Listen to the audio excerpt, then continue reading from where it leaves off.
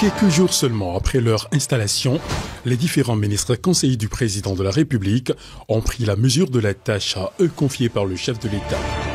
C'est le cas de la ministre conseillère à la Santé, Claudine Afiavi-Prudencio. Elle a entrepris une série de tournées dans les formations sanitaires du pays. Cette tournée nationale s'inscrit dans le cadre de ma mission en tant que ministre conseillère à la Santé, confiée par son Excellence le Président de la République. L'objectif de la tournée est double. Évaluer les progrès réalisés depuis 2016 dans le secteur de la santé grâce aux réformes du programme d'action du gouvernement, le PAG 1 et 2, mettre en lumière ces avancées, les faire connaître à la population et recueillir les préoccupations des professionnels de santé et des citoyens.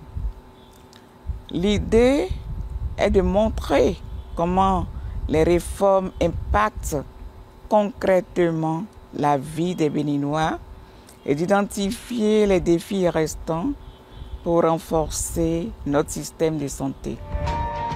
La première étape de la tournée de la ministre conseillère à la Santé du chef de l'État l'a conduit dans les locaux du Centre national hospitalier et universitaire Hubert Kotukumanga de Cotonou, dans le département du Littoral. Sur place, Claudine Afiavi-Prudencio a constaté avec admiration l'impact des réformes entreprises dans le plus grand établissement hospitalier de notre pays en vue de l'amélioration de la qualité des soins de santé aux populations. La délégation a été accueillie par le directeur général de cette unité sanitaire en compagnie de plusieurs responsables à divers niveaux.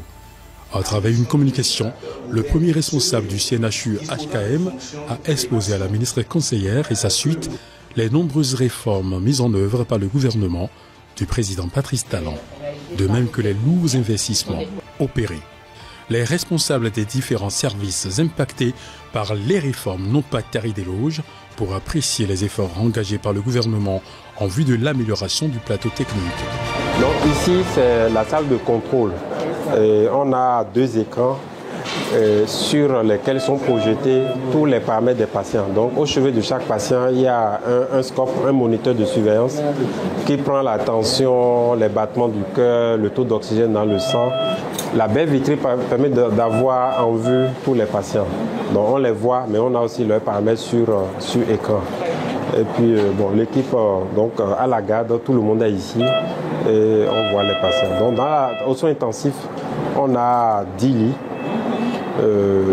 Il y a cet espace-là où il y a 2 lits qui sont souvent réservés aux patients les plus graves parce que là encore quand ils sont prêts on les voit mieux. Puisqu'on a fait une mission de chirurgie cardiaque récemment, il y a encore quelques patients de cette mission-là qui sont encore sous surveillance.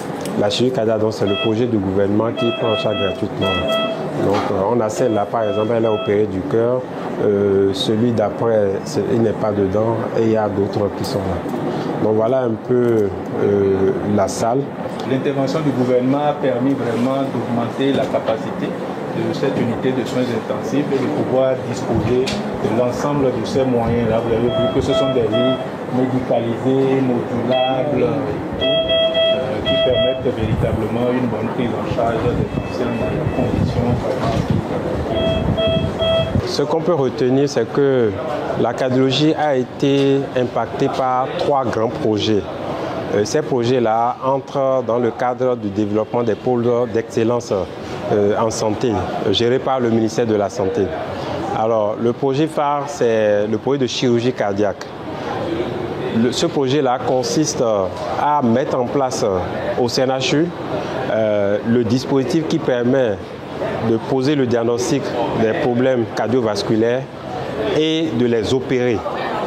Et donc, de ce fait, sur le plan des ressources humaines, le service de cardiologie a été largement appuyé par un groupement français qui vient de façon périodique pour opérer les patients, mais profiter pour faire la formation et donc transférer les compétences aux ressources humaines locales. Et comme vous pouvez l'imaginer, pour faire la chirurgie cardiaque, il faut préparer la logistique. Donc, sur ce plan-là, en cardiologie, l'unité de soins intensifs cardiologiques a été complètement reconditionnée, mise aux normes, avec actuellement une capacité de 10 lits, équipée d'instruments de surveillance, ce qui permet d'avoir à vue de façon permanente les patients et de gérer leurs crises. En fait, cette unité de soins intensifs cardiologiques est destinée à accueillir les patients opérés du cœur à partir du deuxième jour post-opératoire. Et donc, évidemment, les missions de chirurgie cardiaque se font tous les 2 à 3 mois. Et dans l'intervalle, cette unité profite à tous les Béninois. Ce qui fait qu'à partir de projets de chirurgie cardiaque, on a amélioré les conditions d'accueil des patients qui ont besoin de soins intensifs en cardiologie au CNHU. Pour pouvoir préparer les patients de chirurgie cardiaque, des équipements ont été acquis. Échographes, appareils pour surveiller la tension, pour surveiller le rythme. Donc tous ces équipements-là sont utilisés pour préparer les patients de chirurgie cardiaque, mais profitent également à tout Béninois qui n'est pas impliqué dans la chirurgie cardiaque. Donc avec ce projet de chirurgie cardiaque également, l'oxygénation, parce que les maladies cardiovasculaires, souvent, quand on est en crise, on a besoin d'oxygène. Donc le système d'oxygénation a été mis en place et permet aujourd'hui de donner de l'oxygène au lit de chaque malade avec un système centralisé. Voilà un peu l'impact que le projet phare a eu sur la cardiologie. Les autres projets sont projets de réadaptation cardiaque et de cardiologie interventionnelle. Et également par rapport à ça, il y a aussi une formation périodique des ressources humaines pour pouvoir, qui permet donc à ces derniers d'acquérir la compétence en matière de réadaptation cardiaque et de cardiologie interventionnelle. Des équipements sont prévus pour être acquis et le processus est en cours. Le CNHU dispose à ce jour de 2 centrales de production d'oxygène. La production d'oxygène se fait sur site. Donc il y a une centrale de Mac Mills qui date de 2021. Et cette nouvelle centrale, c'est une centrale de Mac Gaz System que nous avons acquis en 2024 et mise en service. L'oxygène est produit directement d'ici à travers ces machines et envoyé directement dans le réseau pour les patients. Ce que nous avons plus ici, c'est que nous avons des systèmes de secours. Donc, on peut produire l'oxygène directement. On a des cadres où l'oxygène sont stockés et puis pour être distribué. Et on a encore un système de distribution qui peut envoyer l'oxygène.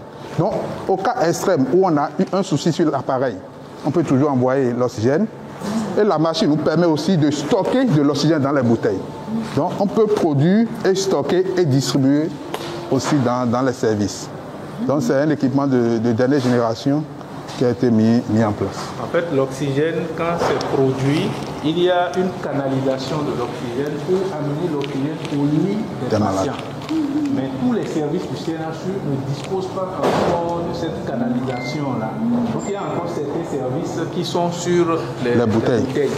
Donc on a la possibilité de produire ces bouteilles et de les envoyer dans ces services-là. Mais les urgences, la grande réanimation, les blocs opératoires, la cardiologie sont des services qui sont canalisés directement. Et très régulièrement, nous avons la NCQ, l'Agence nationale de contrôle de qualité, et qui vient faire le prélèvement de l'oxygène pour voir si effectivement c'est l'oxygène de qualité pour qu'on n'envoie pas n'importe quoi aux patients. Voilà. Alors la particularité ici, c'est qu'on reçoit c'est une discipline transversale. Donc on reçoit à peu près plusieurs spécialités. Il y a les radiologues, d'accord, il y a les chirurgiens pédiatres, il y a les MPR, médecine physique et réadaptation, il y a les gastro, il y a les ORL et les pneumos. D'accord. Parce que l'imagerie, c'est une discipline transversale, donc il y a certains acquis qui sont supposés avoir et on les aide à les acquérir.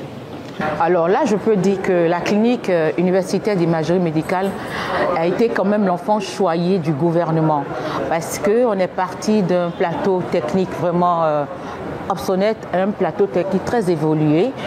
On a pu bénéficier d'un scanner de dernière génération, 64 barrettes avec option cardiaque. Donc on peut faire maintenant tout ce qui est coroscanner. Et on a également bénéficié d'une IRM de haut champ. On avait une IRM dans le privé qui était de bas champ, maintenant on a une IRM de haut champ qui égale l'IRM de la sous-région. Donc on n'a plus besoin d'évacuer les patients à Abidjan ou au Sénégal pour faire l'IRM. Et ça, c'est vraiment un bon très important au niveau de la prise en charge des patients parce que l'imagerie médicale reste quand même une discipline transversale et la plupart des spécialités se retrouvent. Donc pouvoir capaciter ainsi la prise en charge, c'est un effort très important. Aujourd'hui, nous avons 24 générateurs qui fonctionnent à plein temps. Ça veut dire qu'on peut dialyser 24 patients à la fois.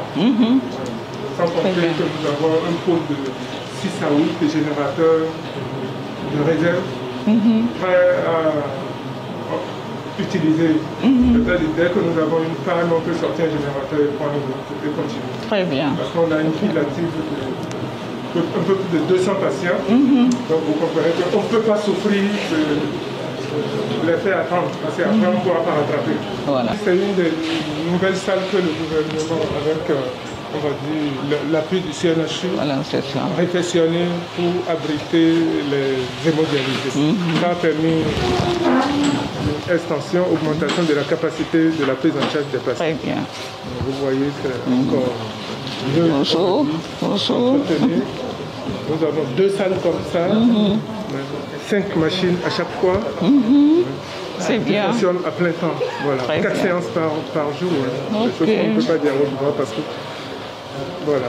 Alors, la clinique universitaire de néphrologie et hémodialyse du CNHU a bénéficié d'appuis importants de la part du gouvernement. Alors, cet appui concerne la réfection des locaux. Les locaux étaient quand même désuets, hors normes, et le gouvernement nous a appuyés à réfectionner certains locaux. Ça, c'est un point vraiment positif. L'autre chose, nous avons bénéficié également d'un appui en matériel important. 23 générateurs. Ce sont des générateurs modernes, performants, qui ont permis d'augmenter la capacité de prise en charge des patients. Aujourd'hui, nous pouvons prendre beaucoup de patients. La capacité étant augmentée, nous prenons des patients en charge.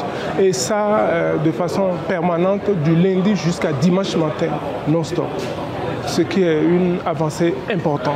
Là, nous prenons, on peut dire, plus de 200 patients régulièrement en charge. Et ça, c'est très important. Il y a même une particularité de la prise en charge des dialysés au Bénin. La prise en charge accordée par l'État béninois couvre les séances d'hémodialyse, les examens et les médicaments. Donc c'est une prise en charge globale des patients. Dès que l'État décide de prendre en charge un patient, cette prise en charge, elle est globale. Et les patients, vous les avez vus, quand ils viennent en séance, ils font leur séance, surtout ceux qui ont la prise en charge, ils ne payent rien. Ils bénéficient d'une collation, ils ont leur rendez-vous planifié, ils ont des examens périodiques planifiés par mois. Certains examens sont faits tous les 3 mois et d'autres tous les 6 mois. Il y a même des bilans que nous réalisons une fois par an.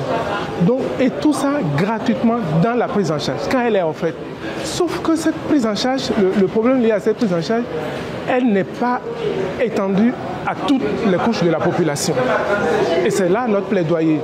Notre plaidoyer va au niveau du gouvernement, au niveau des décideurs politiques, pour que cet appui, cette prise en charge puisse s'étendre à toutes les couches de la population. Notre unité de soins intensifs neurovasculaires pour la prise en charge des accidents vasculaires cérébraux, AVC, communément appelé hémiplégie.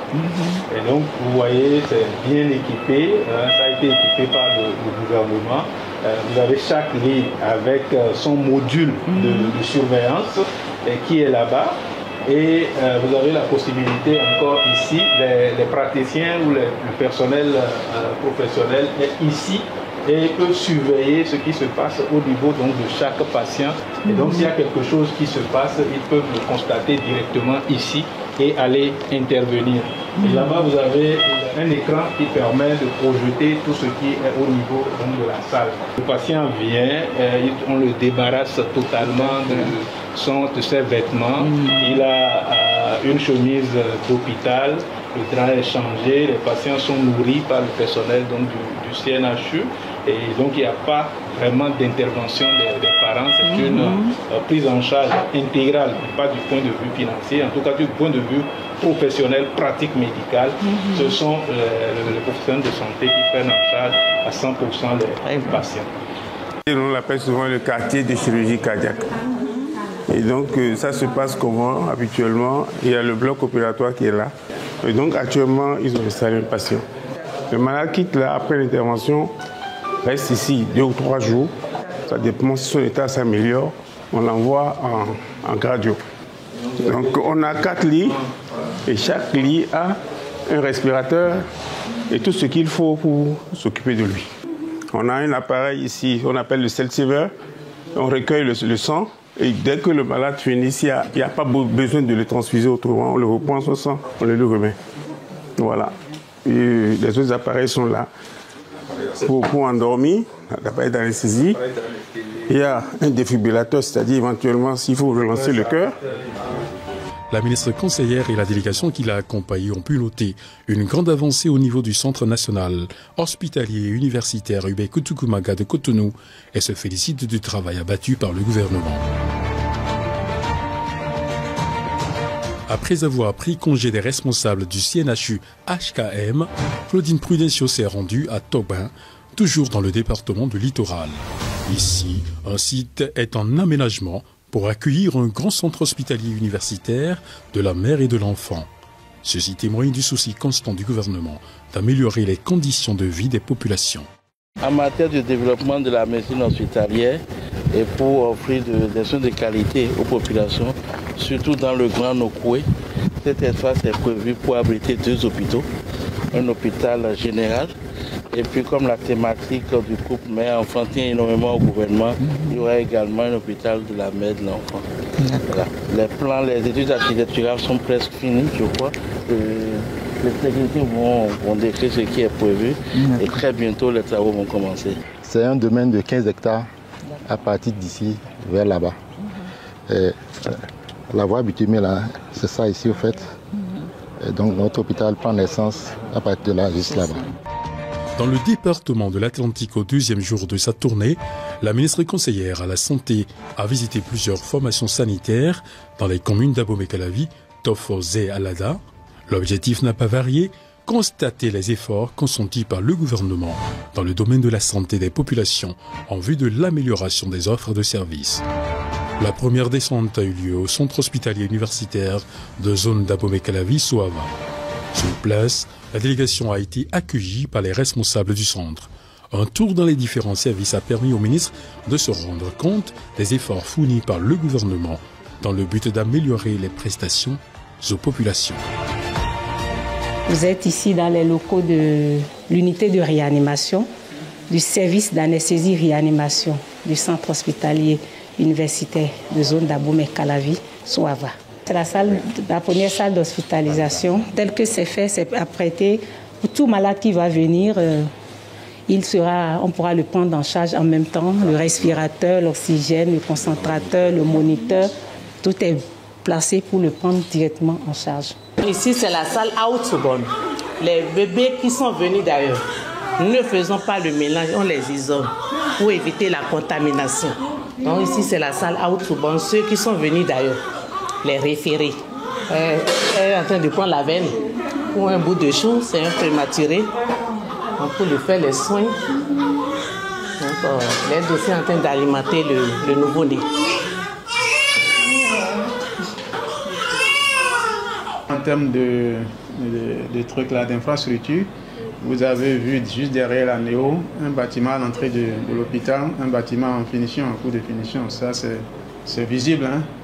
Et en termes d'équipement, on en a reçu assez mieux. On a aussi été renforcé en personnel. Donc beaucoup d'efforts sont faits et ça se voit. Hein.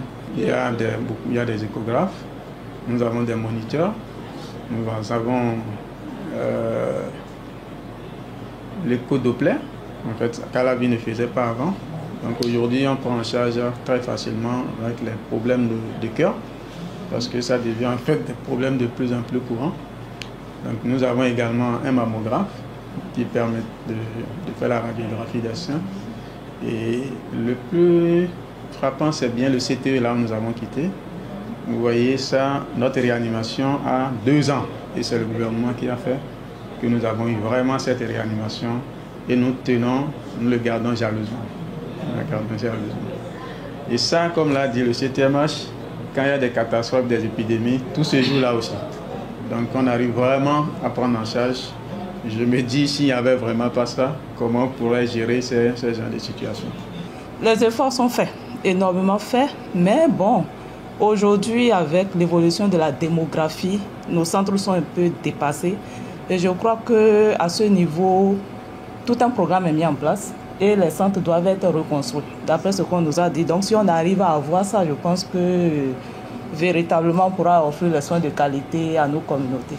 Il y a beaucoup d'efforts qui sont faits vis-à-vis du corps médical en particulier, surtout sur le plan organisationnel, structurel et aussi sur le plan de l'accompagnement, pour qu'on puisse quand même être doté de matériel de pointe aujourd'hui pour faire face à la demande.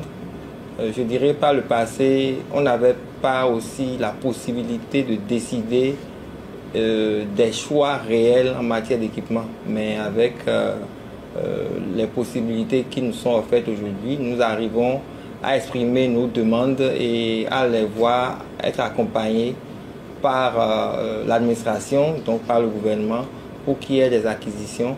Tout à l'heure, le directeur vous a expliqué qu'il y a eu un développement du plateau technique en matière de cardiologie et d'anesthésie-réanimation, ce qui ne se faisait pas autrefois au sein de l'hôpital de Zona Boumé-Calavi, du centre hospitalier universitaire de Zona Boumé-Calavi.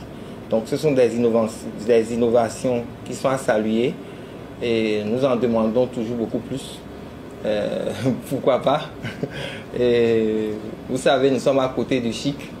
Nous n'allons pas rivaliser, mais nous pensons être l'hôpital qui peut aussi refléter autant l'image presque parfaite du chic, pour toujours être à l'avant-garde et à être à la suite et à l'écoute des populations de Calavi. Calavi étant une cité dortoir, Calavi a besoin effectivement d'être accompagné sur le plan sanitaire. Motif de satisfaction des membres de la délégation à la vue des nombreux investissements réalisés par le gouvernement dans les différents services de ce centre. À quelques minutes de cette formation sanitaire, toujours à Boumé-Calavi, se trouve un autre joyau, symbole de l'excellence et de la détermination du gouvernement à changer définitivement l'image de nos établissements hospitaliers et la qualité des prestations. Il s'agit du Centre hospitalier international de Calavi, le CHIC. Comme son nom l'indique, c'est une formation sanitaire de classe internationale avec des offres de services de qualité supérieure. C'est avec fierté et admiration que la ministre conseillère et sa suite ont visité les différents compartiments du centre en attente d'être mis en service pour le bonheur des populations. Dans un exposé, la directrice générale a présenté les différents domaines d'intervention et les services offerts. Elle sera renchérie dans ses propos par le président du comité de pilotage du projet de construction du dit centre afin de permettre aux visiteurs de s'imprégner des réalités de la maison. Une salle équipée pour la chirurgie cardiaque avec tout ce qui est circulation extracorporelle. Une salle pour les endoscopies équipée donc pour tout ce qui est intervention par voie cœlioscopique. Un plateau technique d'imagerie également du haut niveau avec IRM, scanner, échographie, mammographie et puis évidemment tout ce qui est radiographie standard. Et puis un équipement évidemment de stérilisation avec du matériel neuf. Alors également, donc, ce qui est nouveau au Bénin, un plateau de radiothérapie, donc avec deux accélérateurs, hein, donc de quoi quand même prendre en charge un certain nombre de patients, et de la curithérapie également, donc nouveauté pour le pays. Un service de médecine nucléaire, donc avec des équipements dédiés, et un cyclotron. Il faut dire qu'en 2016, à l'arrivée du gouvernement de la rupture, il y a les états généraux qui ont été faits pour ce qui concerne le système de santé. Donc, il y a une autopsie du système de santé qui a été faite Et cette autopsie a mis la lumière sur certains dysfonctionnements. Et au rang de ces dysfonctionnements, que je vais citer certains, il y a le problème de la gouvernance de notre système de santé. Il y avait un problème en lien avec le plateau technique qui n'était pas à la hauteur de l'attente, des attentes de la population et qui ne permettait pas aux agents de santé de déployer tout leur art de telle manière qu'ils puissent être en mesure d'offrir des services de santé à la hauteur des besoins de la population. Et le corollaire de ce dysfonctionnement, c'est qu'il y avait plusieurs de nos concitoyens qui étaient évacués, qui étaient obligés de se retrouver en situation d'évacuation sanitaire. Et les évacuations sanitaires, on sait que cela ne permet pas d'être dans une perspective d'équité. Parce que plusieurs en ont besoin, mais tout le monde ne pouvait pas bénéficier de cela. Donc le gouvernement a eu l'ingénierie derrière cela. Le gouvernement a eu l'idée donc de dire, en allant dans la perspective de l'équité, dans la perspective de renforcement du plateau technique, il y a eu la question de savoir, ne serait-il pas mieux de construire un hôpital qui soit à la hauteur des hôpitaux vers lesquels nous évacuons nos concitoyens. Et l'avantage derrière cela, c'est directement quoi? C'est que ça nous permettra d'abord de prendre en charge in situ nos patients, les patients. Ça va réduire le coût des évacuations sanitaires. Ça va permettre, à côté de cela surtout, d'éviter, sinon de réduire le délai de prise en charge. Parce que pour une personne qui se trouve en situation d'urgence médicale, qui doit bénéficier d'évacuation sanitaire, il faudra apprêter la logistique. Il faudra prendre l'avion, il faudra apprêter de l'autre côté. Donc, avec un hôpital de gabarit comparable à celui des hôpitaux vers lesquels on évacue nos concitoyens, on pourrait prendre en charge sur place ces patients. Derrière donc cette décision qui est donc de construire cet hôpital, la prochaine question qui est venue était de savoir alors quels seront les éventails d'offres de services qui doivent être priorisés dans le cadre de ce projet. Et un travail qui a été fait a permis donc de voir, d'interroger les motifs pour lesquels les concitoyens étaient évacués hors du pays. Au premier rang des pathologies, il y avait les cancers. À leur suite, on avait les maladies cardiovasculaires et d'autres pathologies, ORL, ophtalmologie, qui venaient à la suite de ces pathologies. Du coup, le projet médical a été designé de telle manière que l'hôpital soit en mesure d'offrir en priorité ces pathologies-là, d'offrir des soins pour les patients souffrant de ces pathologies-là. C'est à cet effet que le projet médical a axé, n'est-ce pas, sur des objectifs dont la priorité était d'abord de réduire les évacuations sanitaires. Donc, je reviens donc sur le projet médical, réduire les évacuations sanitaires, prendre en charge les cas d'urgence vitale, les situations donc de cas d'urgence vitale et surtout avoir un plateau technique, un hôpital qui a un plateau technique capable de prendre en charge toutes les pathologies cardiovasculaires a priori. On est en face d'un accélérateur linéaire de particules qui peut produire tout ce qu'il y a comme électrons et photons. C'est ce qu'on va utiliser pour les traitements ici.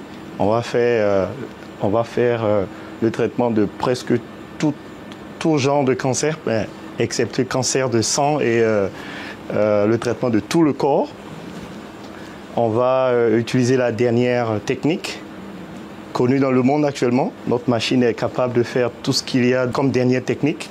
On a une cible et la plupart du temps, on a des organes à risque autour. Et pour être très performant, il faut mettre le maximum de doses dans la tumeur et protéger tout ce qui est organe à risque autour. Donc la force de la dernière technique et de cette machine qu'on a ici, c'est que quand le champ d'irradiation vient de la source de la tête de la machine, elle a une ouverture maximum de 40 sur 40, un champ de 40. Donc maintenant, on a des lamelles à l'intérieur de la machine, dans la tête de la machine, qui va polir le champ de 40 sur 40 et prendre la taille de la tumeur en 3 dimensions. Donc, c'est-à-dire qu'on aura le champ d'irradiation qui sera à la taille de la tumeur. Donc, on pourra maximiser la dose et protéger tout ce qui est autour de la tumeur. Donc c'est le concept de ce qu'on va faire ici. Toujours dans la commune d'Abomey-Calavi, la ministre conseillère à la Santé s'est rendue au centre de santé de Zivier, l'un des centres périphériques de la zone sanitaire Abomey-Calavi-Soava. Ici, comme dans les autres centres visités, le gouvernement a changé l'image de l'établissement sanitaire et a amélioré la qualité des services offerts à la population. En témoigne l'enthousiasme observé chez les agents de santé présents au poste. Dans la zone sanitaire Alada Tofosé, la ministre conseillère et sa délégation ont visité plusieurs centres de santé. À l'hôpital de zone d'Alada Tofosé, la belle image qui se dégage à l'entrée témoigne des efforts consentis par le gouvernement afin de permettre à la population de bénéficier des soins de santé de qualité dans la localité. C'est avec joie que les responsables du centre ont expliqué à la délégation les nombreuses réformes introduites par les autorités publiques, histoire d'assurer des prestations de qualité et de préserver la bonne santé des couches vulnérables. Et je remercie le ministre de la Santé pour avoir prévu et réalisé la réhabilitation de l'hôpital au lendemain de la prise en charge des malades de Covid-19. Je remercie aussi le ministre pour avoir mis à notre disposition le personnel médical, paramédical. Nous en avons reçu au titre de l'année 2024. Et par rapport au renforcement du plateau technique, le ministère a mis à notre disposition des matériels médico-techniques et certains matériels médico-techniques sont promis à l'endroit donc de l'hôpital du Saône. Dans l'ensemble, je peux vous dire que des petits matériels médico-techniques ont été prévus tels que le tensiomètre, le concentrateur d'oxygène, l'aspirateur, etc. Mais comme matériel lourd à l'hôpital, nous avons aujourd'hui l'appareil de mammographie, comme l'a dit tout à l'heure le CT, et la table de réanimation des nouveau-nés. Il y a le scanner aussi qui est prévu dans le cadre de l'extension de l'hôpital. Et ce que nous avons reçu aussi du ministère, c'est le groupe électrogène 700 kVA que nous avons reçu donc, de la part du ministère de la Santé. La JICA nous a beaucoup soutenus en collaboration avec le ministère de la Santé. Et quand je dis la JICA, c'est l'Agence internationale de la coopération japonaise qui nous renforce aujourd'hui dans la mise en œuvre de cette approche au niveau de l'hôpital. Et cette mise en œuvre de l'approche a renforcé l'hygiène et la sécurité des patients au sein de l'hôpital. Pour améliorer la qualité des soins au niveau de l'hôpital, des dispositions ont été prises. Des dispositions ont été prises, à savoir le renforcement des ressources humaines au niveau de l'hôpital, le renforcement du plateau technique et puis l'amélioration donc de l'orientation de l'hôpital. Et de 2022 à 2024, le taux de fréquentation a augmenté. Ces dispositions ont fait doubler pratiquement le taux de fréquentation de l'hôpital. Maintenant, toujours pour améliorer la qualité des soins, une des dispositions qui a été prise, c'est la prise en charge sans ordonnance des malades. Aujourd'hui, à l'hôpital, quand vous rentrez à l'hôpital en tant que patient, même si vous n'avez pas les moyens, l'hôpital vous prend en charge à partir donc des kits d'urgence mis à disposition au niveau des unités d'urgence de l'hôpital, à savoir la pédiatrie et puis l'urgence, la grande urgence. Ces dispositions ont allégé, facilité donc la tâche à la prise en charge des patients et a entraîné donc une meilleure prise en charge de la qualité des soins de nos populations. Maintenant, pour la prise en charge des cas MAPI, une des dispositions, c'est que nous avons créé une caisse spéciale pour la prise en charge de cette affection et du coup, toute ordonnance qui ne peut pas être prise en charge au niveau de l'hôpital est financée par la caisse, cette caisse. Cette caisse, quand je dis financement, c'est l'achat de ces produits au niveau de nos officines. les produits qui ne sont pas disponibles au niveau de la caisse, de la pharmacie de l'hôpital, sont achetés dans nos officines à partir donc de cette caisse qui a été créée. L'hôpital de zone Alada Tofozé est pratiquement l'un des plus jeunes hôpitaux du Bénin, qui est fonctionnel depuis 2018. Et beaucoup de choses se font et nous prenons en charge pas mal de pathologies pour le niveau hôpital de zone que nous sommes. L'hôpital de zone Alada Tofozé est un hôpital pilote dans la mise en œuvre des activités qualité selon l'approche japonaise 5S Kaizen TQM.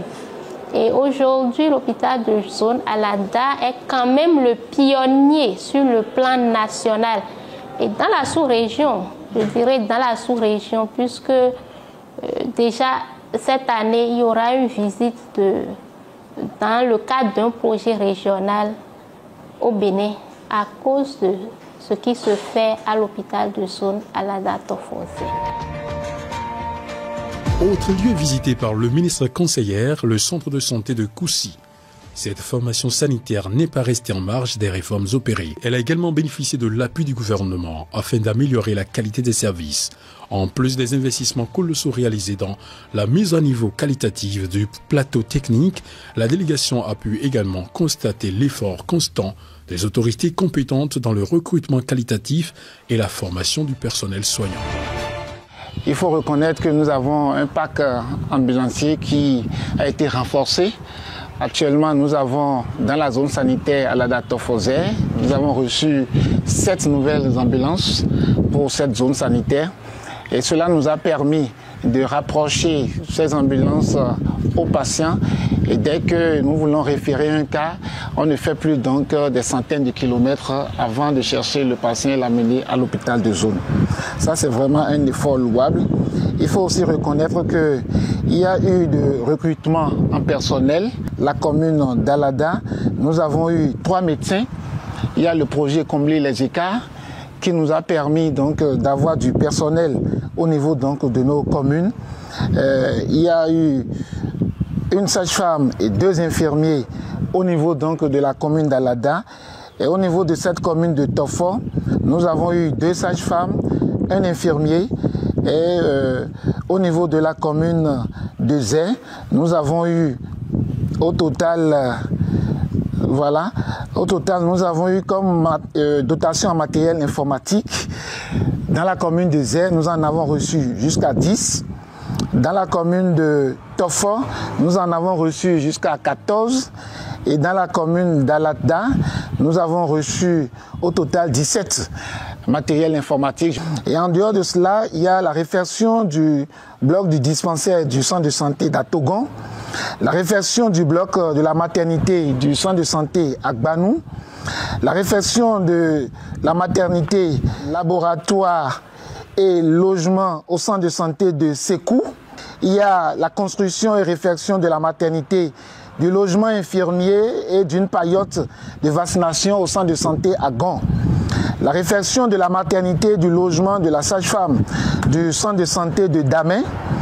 La réfection de la maternité et du dispensaire avec peinture du centre de santé de Sé. Et il faut noter également la réfection du logement du médecin-chef de la commune de Tofo. Et ceci, c'est au niveau du centre de santé de Tofo.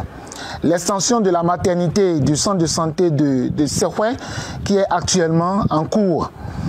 Dans la commune de Zé, il faut noter qu'il y a eu la construction de paillotes à grand diamètre au sein de chaque centre de santé de la commune de Zé. La réhabilitation du centre de santé de Dodji Bata, la construction et réhabilitation plus agrandissement du dispensaire et de la maternité, et ensuite un forage d'eau à motricité électrique au centre de santé de Dawe. La construction, la réhabilitation et l'agrandissement de la maternité, le dispensaire, le bloc de nutrition, laboratoire et construction d'un forage d'eau au centre de santé de Zé. Et enfin, il faut noter la construction et réhabilitation du centre de santé de Séguédénou. Et nous allons quand même fait comprendre que depuis que nous avons eu ces joyaux dans ces différentes formations sanitaires, la fréquentation a augmenté de façon considérable. Dans les formations sanitaires visitées, un point d'honneur a été mis sur le renforcement continu de capacités des différents spécialistes et personnels d'appui. À l'image des autres secteurs de l'administration publique, la digitalisation des services à la population est également en nette progression dans les formations sanitaires visitées. La digitalisation est une révolution silencieuse, mais essentielle dans notre système de santé. Grâce aux réformes en cours, le CNHU-HKM a mis en place un système de prise de rendez-vous en ligne comme les pays développés, réduisant considérablement les temps d'attente. La numérisation des dossiers médicaux permettant un accès rapide et sécurisé aux informations des patients, l'introduction des paiements électroniques facilitant la fluidité des transactions et améliorant la transparence. Ces avancées, comme vous le savez, monsieur le journaliste, permettent une meilleure coordination entre les services hospitaliers, une prise en charge plus rapide des patients et un système de santé plus efficace. Toujours à Alada, un centre psychiatrique de grande classe sera opérationnel dans les jours à venir. La délégation est allée visiter le site retenu pour le démarrage des travaux. C'est dire que le centre de Cotonou sera un vieux et lointain souvenir. Dans l'ensemble, la ministre conseillère a pu constater que de nombreux efforts ont été fournis par le gouvernement du président Patrice Talon dans le domaine de la santé. Nous avons constaté des avancées majeures avec des rénovations, de nouveaux équipements et un élargissement des capacités d'accueil dans plusieurs établissements. Cette tournée m'a permis de voir, d'évaluer et de faire connaître les progrès réalisés dans notre système de santé. Chaque réforme entreprise a un impact direct sur la vie des citoyens et nous devons poursuivre cette dynamique pour un Bénin plus fort et en meilleure santé. Depuis 2016, le gouvernement du président Patrice Talon s'emploie à améliorer sur tous les plans les prestations offertes aux populations en matière de médecine hospitalière. À cet effet, de grands investissements ont été opérés en vue de changer l'image des formations sanitaires du pays. Si de nouvelles infrastructures sanitaires ont vu le jour, le potentiel existant a été considérablement rénové et renforcé. Au niveau des plateaux techniques, le Bénin peut se targuer de disposer des équipements sanitaires de dernière génération, offrant du coup des prestations de qualité et réduisant drastiquement le coût exorbitant des évacuations sanitaires. À travers ces 2 journées de tournée de Madame la ministre conseillère dans les départements de l'Atlantique et du littoral, nous avons pu noter l'investissement colossal et le grand développement qui a été fait par le gouvernement de la rupture en matière de médecine hospitalière, en matière de soins de santé primaire et même dans l'environnement général des soins. Au niveau hospitalier, il est aisé de noter les investissements lourds qui ont été faits au niveau du plateau technique, surtout en matière d'exploration diagnostique.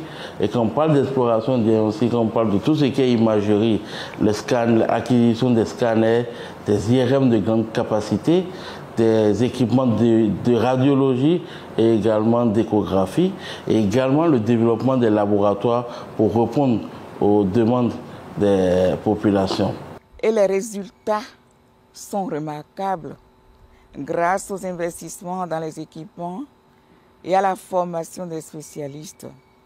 Le gouvernement de notre pays et son chef ont créé une unité de prise en charge rapide des AVC permettant une intervention immédiate et une réduction du taux de mortalité.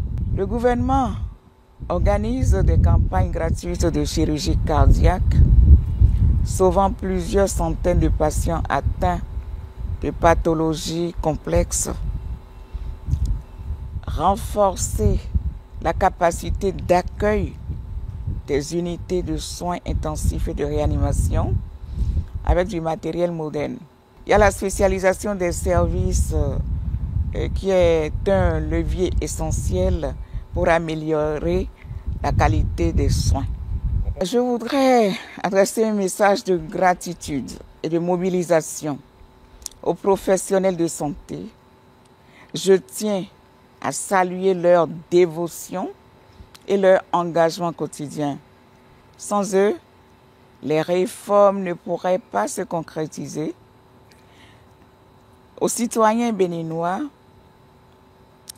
nous avons fait d'énormes progrès et nous devons continuer à valoriser et protéger notre système de santé. Le secteur de la santé est une priorité nationale. Ensemble, nous devons poursuivre nos efforts pour garantir des soins de qualité accessibles à tous. Les autres départements recevront dans les jours à venir la délégation de la ministre conseillère afin de mettre en lumière les efforts du gouvernement dans le domaine de la santé et de réduire l'effet des fausses nouvelles répandues dans l'opinion.